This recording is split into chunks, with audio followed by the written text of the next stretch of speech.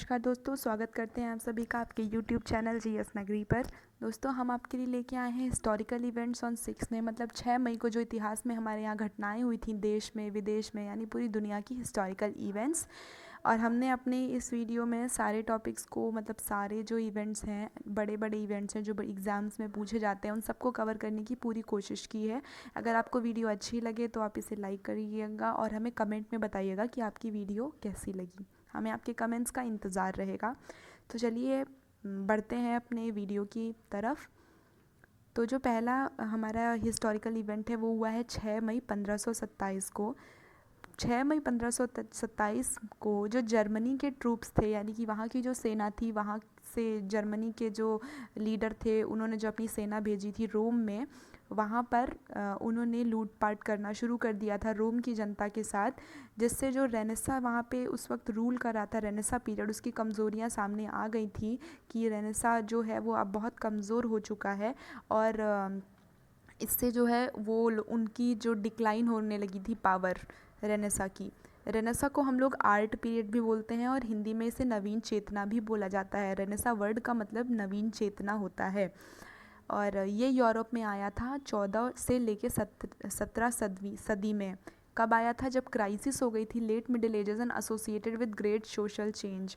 इस renaissance period का आवागमन यूरोप में तब हुआ था जब वहाँ पर बहुत सारे लोग भूख से मर रहे थे, आपस में लड़ रहे थे और एक दूसरे को मार रहे थे। तब इसका आवागमन हुआ था रेनेसा का यूरोप में। इसके आने के बाद में वहाँ पर प्रत्येक जीवन में नवीन चेतना आई, इसीलिए इसको रेनेसा बोला जाता है। इस पीरियड के आने के बाद वहाँ पर धार्मिक एवं सांस्कृतिक प्रगति भी हुई। रेनेसा जो टर्म है जो यूज़ किया गया था, सबसे पहले एक हिस्टोरियन ने यूज़ किया था 19वीं सदी में, जिनका नाम था जूल्स मिशेलेट। ये क्वेश्चन एग्ज़ाम में पूछा जाता है कि वो कौन थे जिन्होंने सबसे पहले ये टर्म यूज़ किया था। तो वो थे जूल्स मिशेलेट, जो कि कब यूज़ किया था? 19वीं सेंचुरी में। पढ़ते हैं अपनी अगले इवेंट की तरफ। अगले इवेंट की तरफ नहीं, एक चीज़ में और है कि रेनेसा का जो पीरियड है वो 3 एजेस में डिवाइड है। अर्ली रेनेसा मतलब जब रेनेसा काल का आरंभ हुआ, उसके बाद में जब आरंभ हुआ उसके बाद में ये धीरे धीरे प्रगति करता गया और बहुत ही ऊपर पहुंच गया, अपने पीक पे था उस टाइम। तब का काल होता है जो उसको हाई रेनेसा बोलते हैं। फिर वहाँ पर पहुँचने के बाद धीरे धीरे इसका डिग्रेडेशन शुरू हो गया, क्योंकि जो इसके लीडर्स थे वो धीरे धीरे करप्ट होते गए, लालची होते गए। तो धीरे धीरे रेनेसा का जो पीरियड है वो ख़त्म होता गया और वो अपने डिक्लाइन की तरफ बढ़ता गया। उसको हम बोलते हैं लेट रेनेसा। आगे बढ़ते हैं। दूसरी घटना है जो हमारी, वो है सन 1529 में। आज के ही दिन 6 मई को बाबर ने अफ़गान के चीफ को बैटल ऑफ घाघरा में हरा दिया था। बाबर ने अफ़गान के चीफ को बैटल ऑफ घाघरा में हरा दिया था। अब आगे देखते हैं कि ये बैटल ऑफ घाघरा जो है ये क्या नया मोड़ लेके आया हमारी हिस्ट्री में इंडिया की। ये नया मोड़ ये लेके आया कि बैटल ऑफ घाघरा में जब बाबर जीत गया, बाबर जो है बैटल ऑफ घाघरा जीत गया, उसके बाद में इसने जो है यहाँ पर इंडिया में मुगल्स का इस्टेब्लिशमेंट बढ़ता गया, उनकी पावर बढ़ती गई, क्योंकि इसके पहले उन लोगों का रूल यहाँ पर नहीं था। फिर जैसे जैसे बैटल होते गए, जो मुगल्स थे वो हराते गए, जो इंडिया में पहले से रूल कर रहे थे उनको, और अपनी पावर बढ़ाते गए। अच्छा, एक बात और बता दूं मैं आपको, ये जानना ज़रूरी है कि जो बैटल ऑफ घाघरा है वो वो कब हुआ था? सबसे पहले बैटल ऑफ पानीपत हुआ 1526 में, उसके बाद बैटल ऑफ खनवा हुआ 1527 में, और उसके तुरंत बाद बैटल ऑफ घाघरा हुआ। ठीक है, तो ये जो है इसने फॉलो किया था सबसे पहले first battle of Panipat. First battle of Panipat कब हुआ? 1526 में, मतलब 1526 में। और उसके बाद में हुआ बैटल ऑफ खनवा। बैटल ऑफ खनवा कब हुआ? 1527 में, यानी कि 1 साल बाद। उसके 2 साल बाद बैटल ऑफ घाघरा हुआ, जो कि हुआ बाबर के बीच में और अफ़गान किंग के बीच में। ठीक है, कब हुआ? 1529 में। ठीक है, और बैटल ऑफ घाघरा हुआ कहाँ था? घाघरा रिवर के साइड पे, मतलब उसके किनारे, घाघरा रिवर के किनारे, घाघरा नदी के किनारे, बिहार की तरफ। ठीक है, इसमें जो है बाबर जीत गया। आगे देखते हैं। जो बैटल ऑफ पानीपत हुआ है वो कब हुआ? वो 21 अप्रैल 1526 में हुआ। ठीक है, और वो किन के बीच में हुआ? बैटल ऑफ पानीपत जो है वो बाबर के बीच में और लोधी डायनेस्टी, उस वक्त लोधी डायनेस्टी का जो रूलर था वो था इब्राहिम लोधी, उन दोनों के बीच में हुआ। मतलब बाबर और इब्राहिम लोधी ने battle of Panipat first battle of Panipat में युद्ध किया, उसमें जो है इब्राहिम लोदी वहीं बैटल फील्ड में युद्ध भूमि में अपने सैनिकों के साथ मारा गया और बाबर युद्ध जीत गया। ठीक है, उसके बाद आगे देखते हैं। मैंने आपको बोला था बैटल ऑफ खनवा हुआ था जो कि 1527 में हुआ था।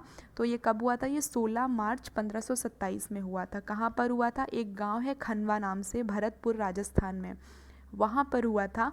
मुग़ल और राजपूत रूलर राणा सांगा जिनके बारे में हम बहुत सारे किस्से सुनते हैं, वही राजपूत रूलर और मुग़ल्स के बीच में हुआ था। इसमें मुग़ल्स की जीत हुई थी और राणा सांगा हार गए थे। आगे बढ़ते हैं अपनी तीसरी हिस्टोरिकल इवेंट की तरफ। तीसरा हिस्टोरिकल इवेंट है, ये है 6 मई 1861 यानी 6 मई 1861। आज के दिन ये हमारी हिस्ट्री का एक बहुत ही यादगार दिन है, क्योंकि इस दिन जो हमारे राष्ट्रपिता रह चुके हैं, हमारे प्रधानमंत्री रह चुके हैं, पंडित जवाहरलाल नेहरू, उनके पिताजी का जन्म हुआ था। यानी कि 6 मई 1861 को हमारे पूर्व प्रधानमंत्री पंडित जवाहरलाल नेहरू के पिता मोतीलाल नेहरू का जन्म हुआ था। वो बहुत ही प्रसिद्ध अधिवक्ता थे, यानी लॉयर थे, और उन्होंने अपनी शुरुआती पढ़ाई इलाहाबाद से की है, जिसको अब हम प्रयागराज बोलते हैं। और ये एक बहुत ही प्रसिद्ध अधिवक्ता थे और ये पिता थे हमारे पहले प्रधानमंत्री के। उसके बाद में इनका जन्म हुआ था 6 मई 1861 में, कहाँ? इलाहाबाद, जिसको अब हम प्रयागराज बोलते हैं। इनकी मृत्यु हुई थी 6 फरवरी 1931 को, कहाँ हुई थी? लखनऊ में। आगे देखते हैं। इन्होंने कांग्रेस के प्रेसिडेंट के रूप में 2 बार काम किया। पहली बार हुआ 1919 से लेकर 1920 तक ये कांग्रेस के प्रेसिडेंट रहे, और उसके बाद में दूसरी बार 1928 से लेकर के 1929 तक। इनकी पत्नी का नाम स्वरूप रानी था और ये एक मेंबर थे नेहरू गांधी फैमिली के। और आगे बढ़ते हैं अपनी चौथी घटना की तरफ, जो हुई थी 6 मई 1882 में। 6 मई 1882 में यूएस की जो कांग्रेस है, यूनाइटेड स्टेट्स संयुक्त राष्ट्र की जो कांग्रेस है, उसने एक चाइनीज़ एक्सपल्शन एक्ट पास किया था, जिसमें इन्होंने कहा था कि जो चाइना के लोग हैं जो अमेरिका आते हैं, उनको नहीं आने देना है। मतलब इन्होंने उनको कहा था कि अब इस वाले जो एक्ट से उन्होंने रोक लगाई थी चाइनीज़ लेबरर्स को, या फिर जो लोग चाइना से आते थे अमेरिका में पैसे कमाने के लिए, उन पे 10 साल के लिए प्रतिबंध लगा दिया था। इस एक्ट को साइन किया था चेस्टर ए आर्थर थे उस टाइम पे, जो वहाँ के यूएस कांग्रेस के नेता थे और प्रेसिडेंट थे वहाँ के। उन्होंने साइन किया था चेस्टर ए आर्थर। कब साइन किया था? 1882 में। इसमें इन्होंने मनाही कर दी थी, प्रतिबंध लगा दिया था चाइना के लेबर पे, जो वहाँ पर पैसे कमाने जाते थे, उन पर 10 साल के लिए प्रतिबंध लगा दिया था। आगे बढ़ते हैं 5वीं घटना की तरफ, जो हुई थी 6 मई 1879 में। इस दिन हमारा जो इतना प्रसिद्ध है, हमारे 7 वंडर्स जो हैं, 7 वंडर ऑफ द वर्ल्ड, उसमें 7 अजूबे हैं, उनमें से एक है आईफिल टावर। आज के दिन उसको पब्लिक के लिए खोला गया था लीगली। ठीक है, आज लीगली संवैधानिक रूप से उसको जनता के लिए खोल दिया गया था। कौन से साल में? सन 1879 में। और ये जो आईफिल टावर है वो कहाँ पर स्थित है? वो स्थित है पेरिस में, जो कि कैपिटल है फ्रांस की राजधानी पेरिस में स्थित है। उसके बाद में अब देखते हैं कि आईफिल टावर का नाम आईफिल कैसे पड़ा। आईफिल टावर का नाम, तो इसका नाम आईफिल ऐसे पड़ा कि जो इस मतलब आईफिल टावर का जो प्रोजेक्ट था, इसमें जो इंजीनियर जो हेड कर रहे थे, उनका नाम था गुस्ताव आईफिल। तो इनके नाम पर आईफिल टावर का नाम पड़ा। ये पूछा जाता है कि आईफिल टावर का नाम किसके नाम पे पड़ा और उस इंजीनियर का क्या नाम था, तो उनका नाम था गुस्ताव आईफिल। ठीक है, इसका जो कंस्ट्रक्शन है आईफिल टावर का, वो ख़त्म हुआ था 15 मार्च 1879 में। एंड देन इसको खोला गया था पब्लिक के लिए 6 मई 1879 में। इसमें जो है 3 फ्लोर काउंट है, इसकी मंजिल गिनती कितनी है? 3। आगे बढ़ते हैं अपनी छठी घटना की तरफ, जो हुई थी 6 मई 1942 में। आज के दिन वर्ल्ड वॉर 2, जो हमारा दूसरा विश्व युद्ध हुआ था, उसमें जापान ने जो है फिलीपींस पे कंट्रोल को सीज़ कर लिया था। पूरा जो है फिलीपींस सीज़ कर दिया था। किसने? जापान ने। इसमें क्या था, जो 15,000 अमेरिकन्स और फिलिपिनोज थे वो कॉरिडोर पे, यानी फिलीपींस के कॉरिडोर पे सरेंडर किया था उन्होंने जापानीज़ को। ठीक है। वर्ल्ड वॉर दूसरा यानी द्वितीय विश्व युद्ध कब लड़ा गया? 1 सितंबर 1929 से, और ये ख़त्म हुआ 2 सितंबर 1945 में। ठीक है। और ये जो है दो फोर्सेस के बीच में लड़ा गया था, एक थी अलाइड फोर्स और दूसरी थी एक्सेस फोर्स। ठीक है। और इसमें जीता कौन था? Allied force. अब मैं आपको बताऊंगी कि अलाइड फोर्स में कौन कौन से कंट्रीज़ थे जिन्होंने जो एक साथ आए, और इनके विपरीत एक्सेस फोर्स में कौन से कंट्रीज़ थे जिन्होंने एक साथ हाथ मिलाया और विश्व युद्ध के लिए लड़े। तो जो अलाइड फोर्स थे उसमें थे फ्रांस, संयुक्त राष्ट्र संघ, सोवियत संघ, ग्रेट ब्रिटेन एंड कंट्रीब्यूशन थोड़ा सा चाइना ने भी दिया था। ठीक है। और जो एक्सेस फोर्स थे यानी कि जो दूसरी अपोजिट वाले में जो लड़ रहे थे दूसरे से, वो थे जर्मनी, इटली एंड जापान। ठीक है। ये तीनों एक साथ मिल करके अलाइड फोर्स से लड़े थे। इसके बाद में इस विश्व युद्ध का परिणाम ये हुआ था कि जो एक्सेस पावर्स यानी जर्मनी, इटली और जापान ने सरेंडर कर दिया था और युद्ध वहीं पे ख़त्म हो गया था। इन्होंने क्यों सरेंडर किया था ये अभी किसी को पूरी जानकारी नहीं है, लेकिन ऐसा माना जाता है कि इनके पास जो सोर्स थे और इनकी मतलब वो ख़त्म हो गए थे। सातवीं जो घटना है वो है 6 मई 1944 को। 6 मई 1944 को जो हमारे बापूजी हैं यानी महात्मा गांधी हैं, उनको आगा खान पैलेस में जब अंग्रेज़ों ने कैद कर लिया था तो वहाँ से आज के ही दिन रिहा किए गए थे। आगा खान पैलेस में जो है वो रहे थे 10 अगस्त 1942 से लेकर के 6 मई 1944 तक, और आज के दिन सन 1944 में उनको वहाँ से रिहा कर दिया गया था। अच्छा, अब जानते हैं इस आगा खान पैलेस के बारे में। ये आगा खान पैलेस जो है इसका निर्माण हुआ था 1892 में, और ये 19 एकड़ की ज़मीन पर बना हुआ है। और ये जो आगा खान पैलेस है इसमें जो है गांधी जी के अलावा इनकी वाइफ जो थी कस्तूरबा गांधी, उनको भी कैद में डाला गया था। इनके सेक्रेटरी थे, सलाहकार थे महादेव देसाई, उनको भी कैद में डाला गया था, और सरोजनी नायडू को भी कैद में डाला गया था। आगा खान पैलेस ही वो जगह है जहाँ पर कस्तूरबा गांधी की मृत्यु हुई थी और महादेव देसाई भी साथ में मर गए थे।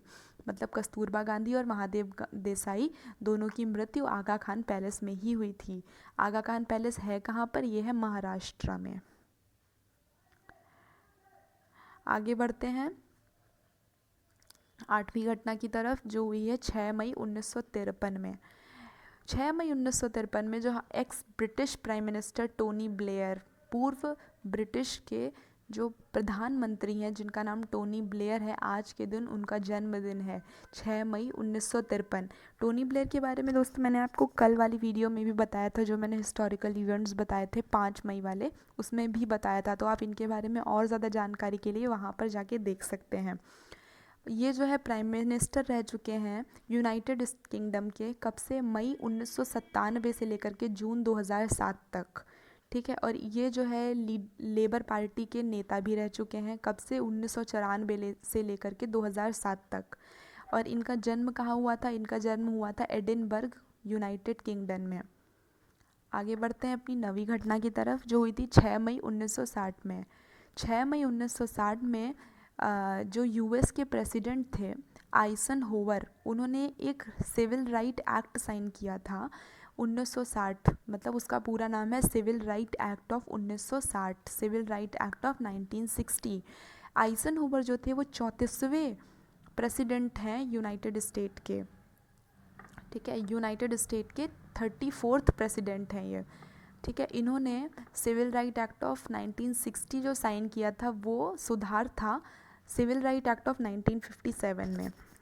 1957 वाला जो एक्ट था उसको सुधार करके फिर एक नया सिविल राइट एक्ट बनाया गया जो कि 1960 था, जिसका नाम था सिविल राइट एक्ट ऑफ 1960,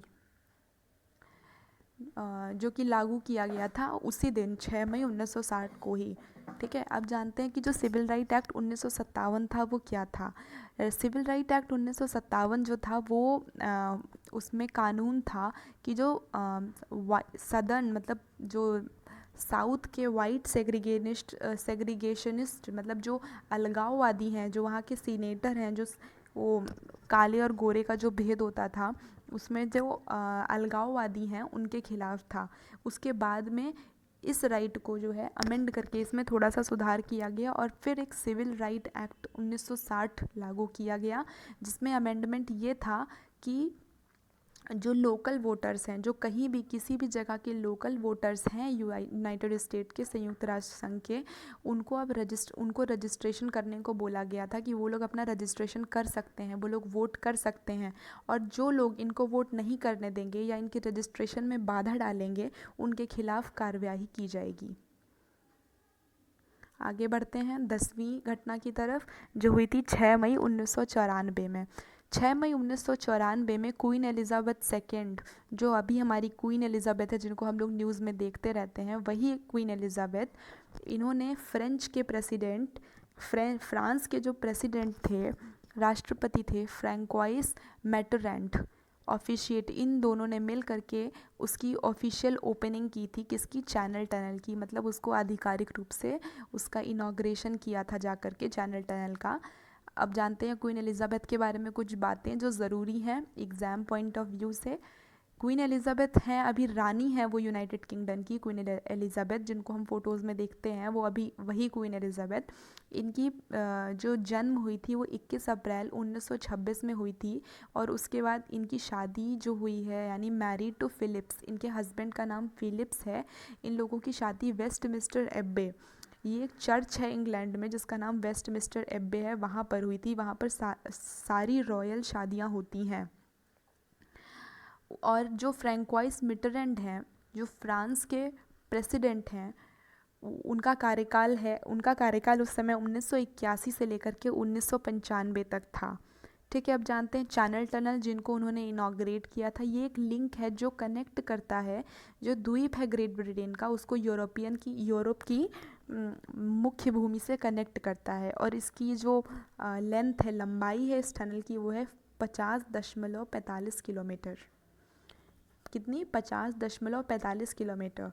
तो मुझे लगा जो मुझे लगा आज मैंने आपके लिए सारी इन्फॉर्मेशन इस वीडियो में इंक्लूड कर दी है। लेकिन अगर आपको ऐसा लगता है कि मैंने कुछ छोड़ दिया है तो आप प्लीज़ हमें बता दीजिएगा कमेंट करके। और आपको वीडियो कैसी लगी आप ये भी बताइएगा। तब तक के लिए धन्यवाद। आपका दिन शुभ हो।